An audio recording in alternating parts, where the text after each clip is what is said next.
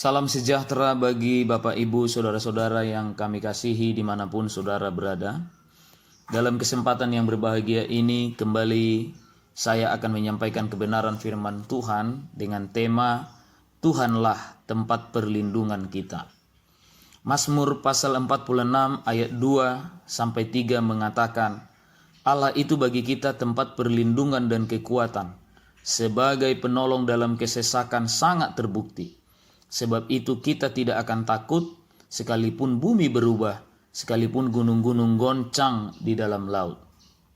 Ayat ini dengan jelas mengatakan Allah itu bagi kita tempat perlindungan dan kekuatan sebagai penolong dalam kesesakan sangat terbukti. Sebab itu kita tidak akan takut sekalipun bumi berubah.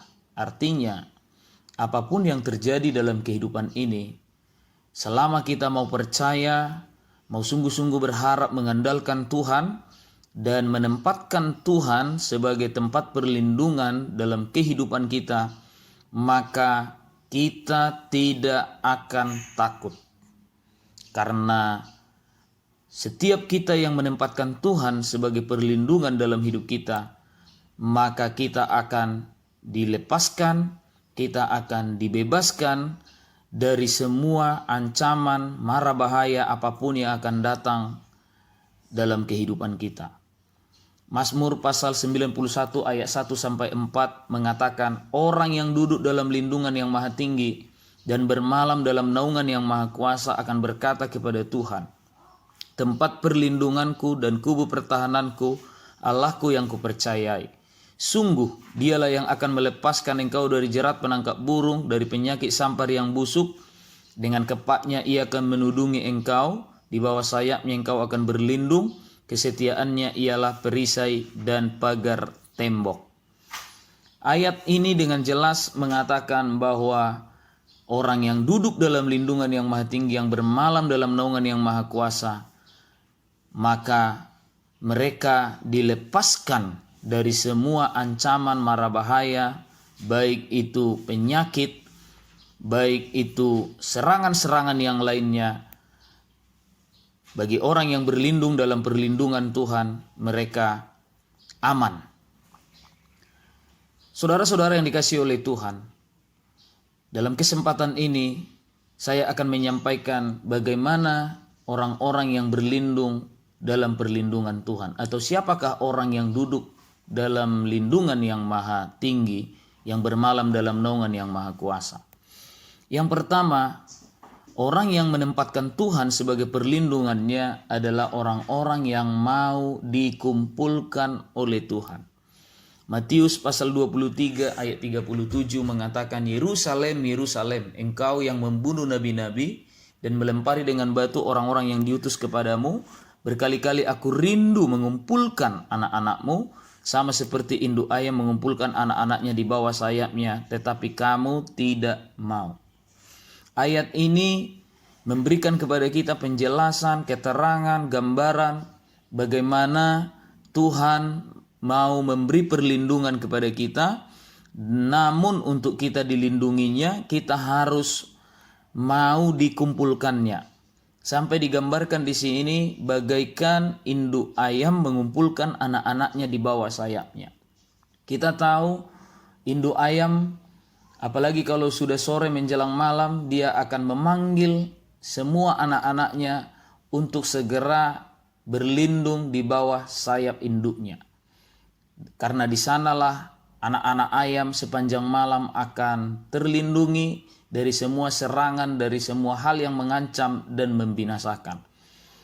Hal yang sama Tuhan katakan bahwa Dia rindu mengumpulkan kita supaya kita dilindunginya dari semua ancaman mara bahaya apapun yang terjadi di dalam dunia ini. Karena itu setiap kita yang percaya kepada Tuhan, kita akan menjadi orang yang semakin sungguh-sungguh berkumpul di dalam nama Tuhan di hari-hari sekarang ini. Matius pasal 18 ayat 20-21 mengatakan, sebab di mana 2 atau 3 orang berkumpul dalam namaku, di situ aku ada di tengah-tengah mereka. Jadi yang pertama, untuk mendapat perlindungan dari Tuhan di hari-hari ini, kita harus perhatikan perkumpulan kita.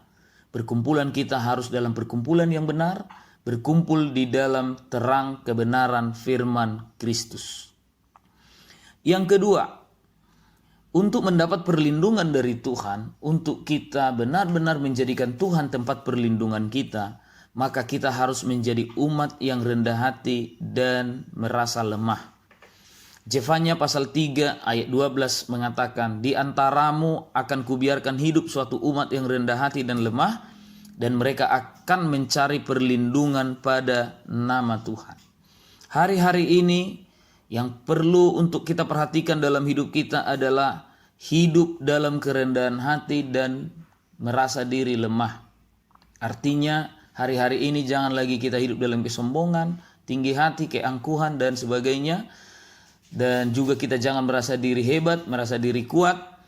Karena orang yang rendah hati, umat yang rendah hati dan lemah, mereka lah yang mencari perlindungan pada Tuhan. Dengan kata lain, mereka lah yang menempatkan Tuhan sebagai perlindungannya. Dan mereka akan aman dalam perlindungan Tuhan. Yang ketiga, orang yang mencari perlindungan pada nama Tuhan, orang yang menempatkan Tuhan sebagai perlindungannya, adalah orang-orang yang memberi dirinya dibersihkan dari segala kekotoran, dari segala noda darah. Atau dengan kata lain, kita menjadi umat yang terus-menerus memberi diri disucikan, dikuduskan di dalam kuasa kebenaran firman Kristus. Yesaya pasal 4 ayat 4-6 mengatakan, apabila Tuhan telah membersihkan kekotoran putri Sion dan menghapus segala noda darah Yerusalem dari tengah-tengahnya dengan roh yang mengadili dan yang membakar, maka Tuhan akan menjadikan di atas seluruh wilayah gunung Sion dan di atas setiap pertemuan yang diadakan di situ segumpal awan pada waktu siang dan segumpal asap serta sinar api yang menyala-nyala pada waktu malam.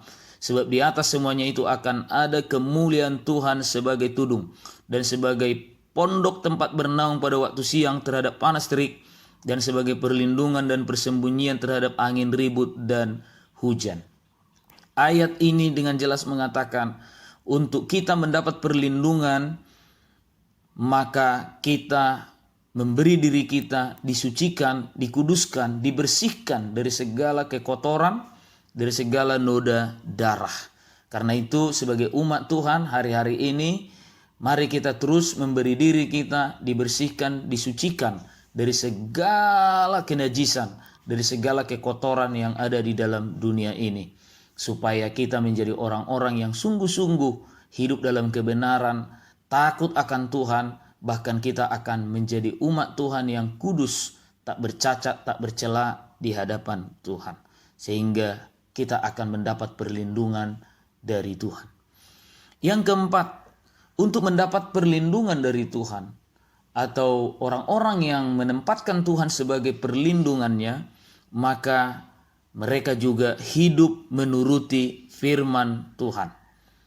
Wahyu pasal 3 ayat 10 mengatakan, karena engkau menuruti firmanku untuk tekun menantikan aku, maka aku pun akan melindungi engkau dari hari pencobaan yang akan datang atas seluruh dunia untuk mencobai mereka yang diam di bumi.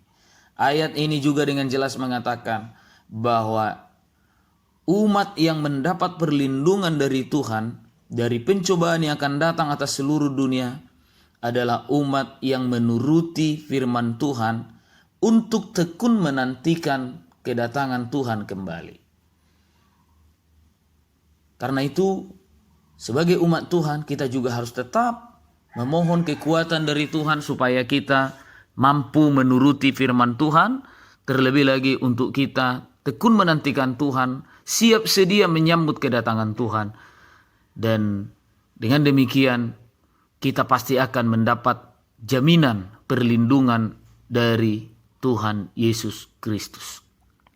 Maka kesimpulannya, Tuhanlah tempat perlindungan bagi kita yang mau dikumpulkannya, yang mau hidup rendah hati dan lemah, yang mau dikuduskannya, dan yang mau menuruti firman untuk tekun menantikan kedatangan Tuhan. Kalau semua ini ada pada kita, maka apapun yang terjadi atas dunia ini, mau bumi berubah, segala macam penyakit datang menyerang dunia ini, kita akan tetap dilepaskan, dibebaskan, diselamatkan, karena bagi kita Tuhan adalah tempat perlindungan. Kita ada dalam perlindungan Tuhan, kita aman ada di sana. Inilah yang sangat perlu di dalam kehidupan kita. Dan biarlah kebenaran firman Tuhan ini memberkati kita semua. Sampai jumpa kembali di kesempatan yang akan datang. Shalom.